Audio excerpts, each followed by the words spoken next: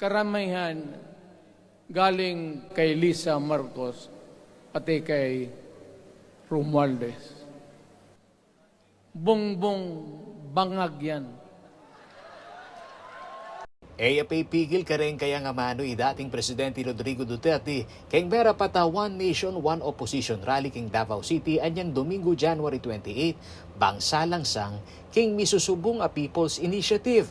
Nung ako'y mayor, pinakitaan ako ng evidence ng PDEA. Doon sa listahan, nandoon yung pangalan mo. Ayaw kong sabihin yan kasi magkaibigan tayo. Kung hindi magkaibigan, magkakilala. Agpanggang digong, tutong ibat kareng memalen ing nasang Mika People's Initiative para charter change. Bigbabalaya naman ng dating Chief Executive ay magaduang isip manyawad sa king military sakaling bala-balaos kano ini. Kung magkalit-silit yung buhay na ito, sabihin ko sa military, sirahan ninyo yung Congress. Magastos, nagbabayad tayo, nag-usik-usik sa kwarta. Sige pamayad para People's Initiative. So, what is the motivation? Galing ba sa puso ng tao yung pinipirma niya? Hindi yung pirma niya yung petition para ito, kaming nagsipirma dito, pumayag na merong pagkaiba ngayon sa Constitution. Perma lang, pati pera. Ginamit niya pangalimbawang Duterte ing milyari kantatang ng PBBM ay dating President at Diktador ay Ferdinand Marcos Sr. Bistaman present siya king pamikatagon i Senator Amy Marcos. Susunod ka sa dinaanan ng tatay mo.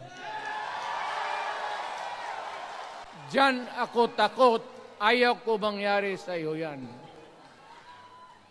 Pabor lang, ako namang nagmamakaawa kasi it will divide the nation at madugo itong panahon na ito. Alam mo, Mr. President, sabihin ko maya sa tao kung ano ka. Noong unang panahon, hindi tayo puro Bisaya. Para kang local political analyst ay maksangil, mabayat laring meging amano ng digong at malaot atin niya pamurin ining intel at impluensya king militar. I think nung wari, inintindi niya yung anak na kabang kaya bene niya makay magsalita. Unay ngayon niya kakita siguro. O darandaman na because atin niya pamuring kaya intel ka group ababalo na kantita he should know where he speak from na sabihan na de palakad kayong basata mo Lisa Marcos na mo ilang doang Martin Romualdez. Mo naman gano malaot at tutuing sinabi na ning dating presidente ay First Lady Lisa Araneta Marcos at House Speaker Martin Romualdez deng bubuntok kang Marcos Jr. What he was saying is, sabihan ng LAM ay kay Lisa Araneta Marcos and Martin Romualdez, wala mo ilang kukwerdas kang kay ilang mas the powers behind PBBM? Yeah. Possibly, because I've heard a lot of things even on supposed corruption kuno, allegedly, reportedly, na it is Madam Lisa